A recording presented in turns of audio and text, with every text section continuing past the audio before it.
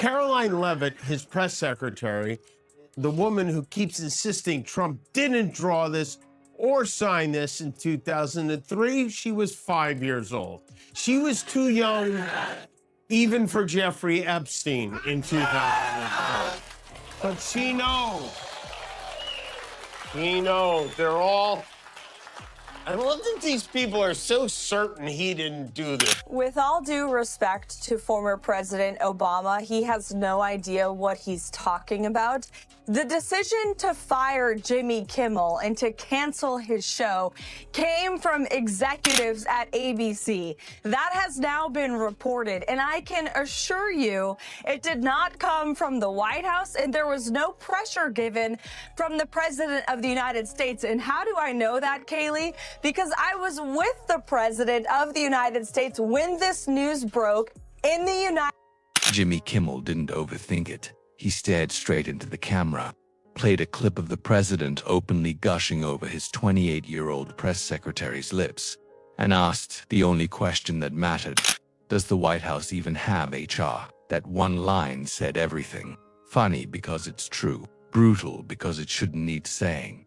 The joke didn't rely on tricks, edits, or a gotcha moment. It relied on Trump's own words doing the damage. The studio didn't erupt, it winced. And Kimmel, knowing exactly when to stop talking, turned that shared discomfort into a laugh that lingers. Not the kind you forget after the monologue, but the kind that sticks with you the next morning, when the joke feels less like comedy and more like a line that crossed itself in real time. To answer this, I didn't realize she'd be in the room, but she's on my list. Karoline Leavitt. She's become a star. It's that face, it's that brain, it's those lips, the way they move like she's a machine gun. Is she in the room? She's in the room. She's a star, and she's great. She's a great person, actually, but she's, I don't think anybody has ever had a better press secretary than Karoline. She's been amazing. If you support Jimmy Kimmel, hit subscribe and drop one thing you respect about him, because right now, we're all Jimmy Kimmel. Now rewind 30 seconds before the laugh. That's where it gets awkward. The president, talking on Air Force One, starts praising Karoline Leavitt in language that belongs in a fashion spread, not a press briefing. He says he'd never replaced her, then fixates on her lips, bragging they move like a machine gun. Kimmel doesn't pile on. He just plays the clip and lets the silence do the work. The audience freezes. You can feel the secondhand embarrassment crawling through the room. Then, perfectly deadpan, he lands the cut. Get it out. Like immediately. No shouting, no sermon. Just a clean surgical punchline that turns pure discomfort into a laugh you don't shake off when the show ends. Like immediately, is that right? How's Karoline doing? Is she doing good? Should Karoline be replaced? No. That's up to you, sir. It'll never happen. Nobody wants to. I say she does a great job. Do you want to elaborate on the Skating and those lips, they move like a machine gun, right? Do you want to elaborate on the... Does the White House have HR? The laugh hit because that's the role this White House never seems to staff Simeone, whose job is to look the boss in the eye and say, absolutely not. That's where the moment broke open on live TV. Not because Kimmel revealed a secret, because he erased the excuses. In 2 quick strokes, the power imbalance snapped into focus. A man in his 70s, objectifying a woman in her 20s, on government time, on a government plane. Treated like small talk. As if professionalism were optional and boundaries were just a suggestion buried in an intern handbook. Donald Trump actually said our new military will bring back new focus on fitness.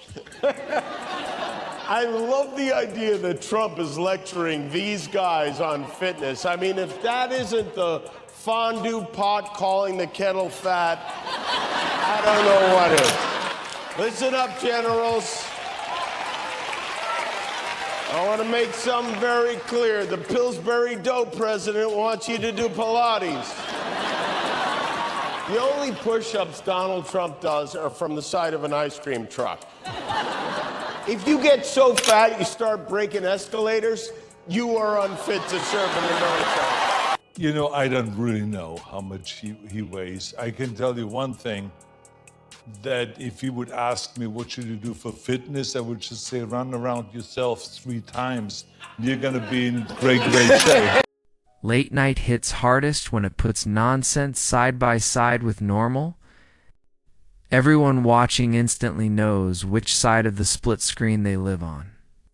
Everyone recognizes the boss who narrates women's bodies like it's a resume. Everyone gets why HR exists. But to see why Karoline Leavitt was already TV hot before Kimmel even pressed play, you need to rewind to an earlier broadcast, June 24th, 2024, live on CNN.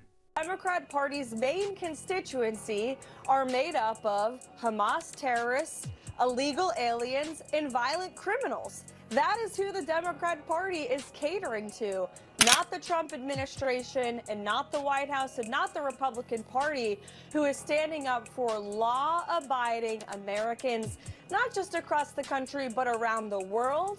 And that's...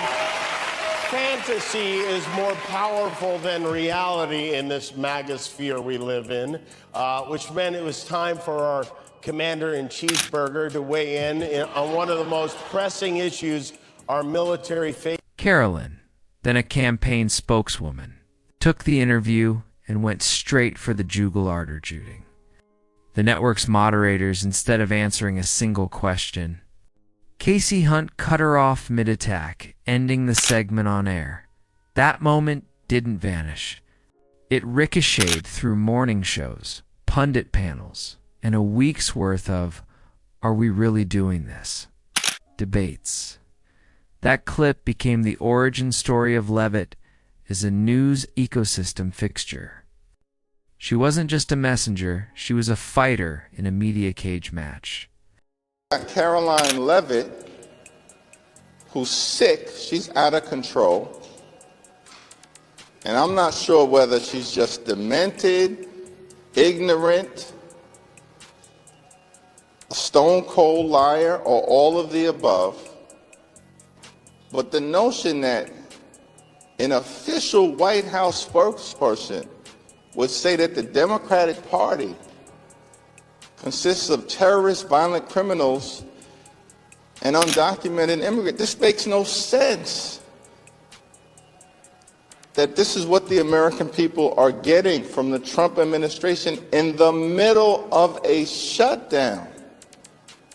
So their actions continue to speak for themselves, which is why they're on the wrong side of public sentiment. Thanks. Yeah. And he's already figured out where to get the money. Trump today became the first president to sue the New York Times. He's suing the New York Times for $15 billion for defamation. $15 billion.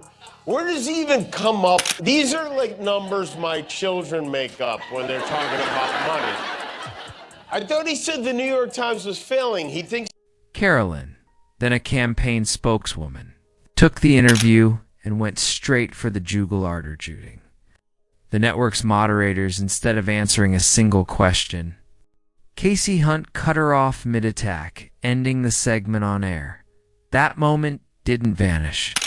It ricocheted through morning shows, pundit panels, and a week's worth of, "Are we really doing this?" debates. That clip became the origin story of Leavitt as a news ecosystem fixture. She wasn't just a messenger, she was a fighter in a media cage match.